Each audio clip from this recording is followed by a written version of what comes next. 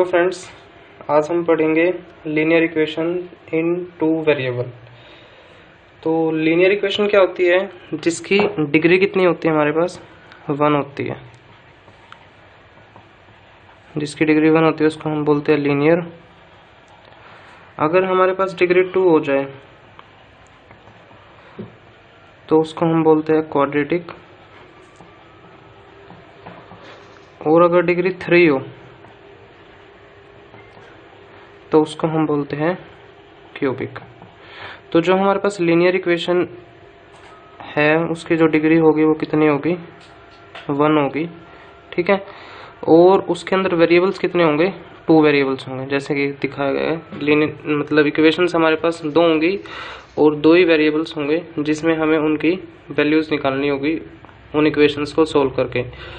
और जो वैल्यूज आएंगी एक्स और वाई, अगर हमारे पास हम मान ले 2 वेरिएबल्स एक्स और वाई है, तो जो उन 2 वेरिएबल्स की वैल्यू आएगी एक्स और वाई की, वो उन दोनों इक्वेशंस को ही सेटिस्फाई करेगी। ऐसा नहीं होगा कि वो एक को सेटिस्फाई कर रही है और एक को नहीं कर रही है। तो जो वैल्यूज होंगी वो दोनों इक्वेशंस को ही सेटिस्फाई करेंगी, ठीक है। तो हम देखते हैं सबसे पहले जो लीनियर इक्वेशन होती है वो किस फॉर्म की होती है।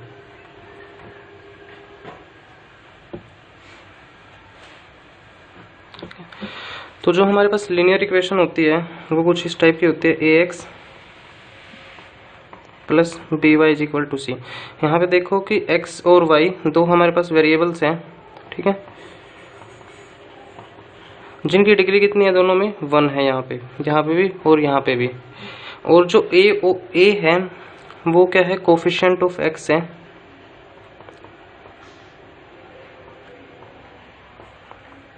और जो b है वो क्या है?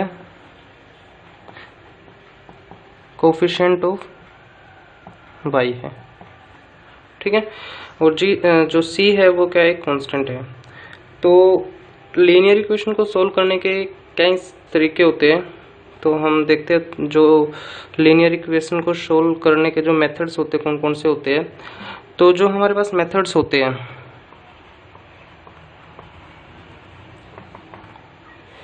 सबसे पहले होता है हमारे पास सब्स्टिट्यूशन मेथड।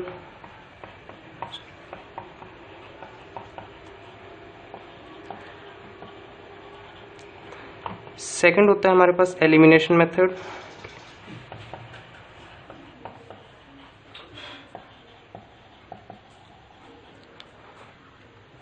और जो थर्ड होता है हमारे पास वो होता है क्रॉस मल्टीप्लिकेशन मेथड।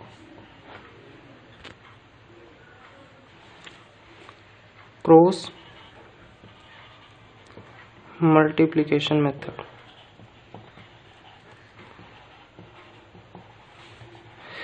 अब हम इन मेथड्स को 1 बाय 1 डिटेल में स्टडी करेंगे कि सब्स्टिट्यूशन मेथड से कैसे हम इक्वेशंस को सोल्व कर सकते हैं, एलिमिनेशन मेथड से हम कैसे इक्वेशन को सोल्व कर सकते हैं, and then cross multiplication method से हम कैसे इक्वेशंस को सोल्व कर सकते हैं। तो सबसे पहले हम देखते हैं हमारे पास सब्स्टिट्यूशन मेथड है, उससे हम इक्वेशंस को कैसे सोल्व करते हैं। तो सबसे पहले देखते हैं हम सब्स्टिट्यूशन मेथड में हम करते क्या है।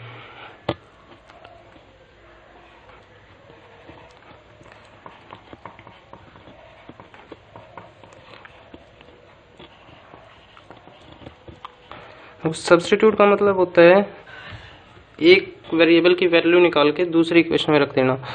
जैसे हम मान लेते हैं ये हमारे पास 2 इक्वेशन है, ax1 plus B Y is equal to C, और दूसरी इक्वेशन है dx plus E Y is equal to F. ये हमारे पास 2 इक्वेशन है, ठीक है।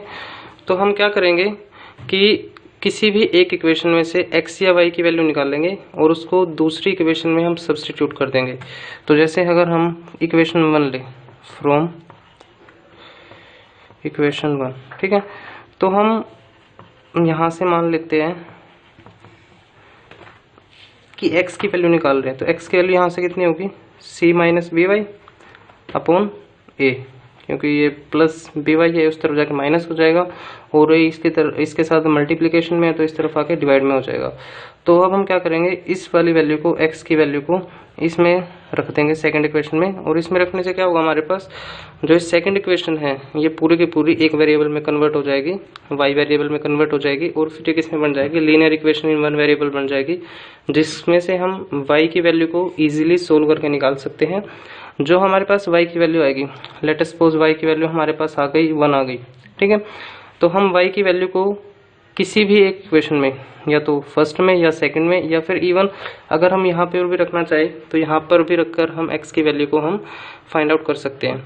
तो इसके लिए आइए हम एक क्वेश्चन देखते हैं, क्वेश्चन की हेल्प से इसको समझते हैं।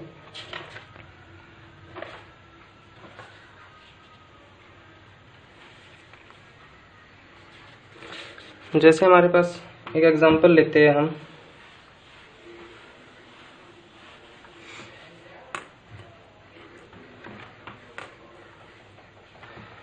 s minus T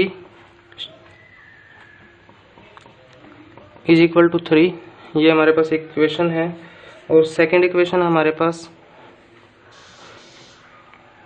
s/3 plus t/2 is equal to 6, ये हमारे पास फर्स्ट इक्वेशन है, ठीक है, और ये हमारे पास सेकंड इक्वेशन है। तो सबसे पहले हम इस इक्वेशन को सिंप्लीफाई करेंगे, ठीक है। तो इसका हम एलसीएम लेंगे, यहाँ पे 6 आ जाएगा, 6 को 3 से डिवाइड करेंगे 2 को s से मल्टीप्लाई करेंगे 2s, प्लस 6 को 2 से डिवाइड करेंगे 3 को t से मल्टीप्लाई करेंगे 3t इज इक्वल टू 6। ये 6 है, डिवाइड में इस तरफ जाके मल्टीप्लाई में हो जाएगा, तो ये बनेगा 2s plus 3t is equal to 36। तो एक हमारे पास इक्वेशन ये बन गई, फर्स्ट इक्वेशन हमारे पास यही थी, ठीक है। तो हम सब्स्टिट्यूशन कैसे करेंगे, देखो इस इक्वेशन में से हम s की वैल्यू निकाल लेते हैं। तो s की वैल्यू यहाँ से कितनी हो जाएगी, 3 प्लस t, इसको हम मान लेते हैं इक्वेशन नंबर 3 है, ठीक है। तो हम क्या करेंगे, इस s की वैल्यू को इस सेकंड इक्वेशन में हम पुट करेंगे। तो हम करते हैं putting value of s in equation number 2, ठीक है। 2 में हम इसको पुट कर रहे हैं, तो ये हो जाएगा 2, s की जगह पे हमारे पास आ जाएगा 3 प्लस टी, क्योंकि s की वैल्यू हमने यहाँ पे निकाल ली है 3 प्लस टी, प्लस आगे क्या है हमारे पास 3t इज इक्वल टू 36। अब इसको सोल्व करेंगे, 2 को 3 से मल्टीप्लाई करेंगे 6, प्लस 2 को t से 2t, plus 3t is equal to 36। तो 2t प्लस 3t हमारे पास हो जाएगा 5t इज इक्वल टू 36। 6 उस तरफ जाके सब्ट्रैक्ट हो जाएगा, 36 माइनस 6, तो 5t हमारे पास हो जाएगा 30, और t की वैल्यू हमारे पास आ जाएगी 30 divided by 5 is equal to 6।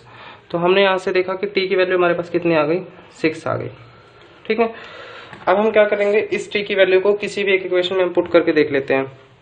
Like हम इस इक्वेशन, इसको हम थर्ड इक्वेशन में पुट करके देख लेते हैं। तो थर्ड इक्वेशन हमारे पास s is equal to 3 plus T, जैसे ये लिखा हुआ है s is equal to 3 plus T. तो s की वैल्यू यहाँ से हम कितनी निकालेंगे, 3 प्लस 6 इज इक्वल टू 9। तो ये हमारे पास s और t की वैल्यूज आ गई, s की वैल्यू 9 आई और t की वैल्यू हमारे पास 6 आ गई। अगर हमें चेक करना है कि वैल्यूज ठीक है या नहीं, तो हम क्या करेंगे, इन दोनों वैल्यूज को इक्वेशंस, जो ओरिजिनल इक्वेशंस हमारे पास, उसमें हम पुट करके देख सकते हैं। अगर लेफ्ट हैंड साइड हमारे पास राइट हैंड साइड के इक्वल बन जा रही है, तो मतलब हमारे जो सॉल्यूशन हमने जो निकाले हैं s और t के, वो दोनों ठीक है, अदरवाइज हमारा सॉल्यूशन गलत है। तो हम इस इक्वेशन में हम पुट करके देखते हैं।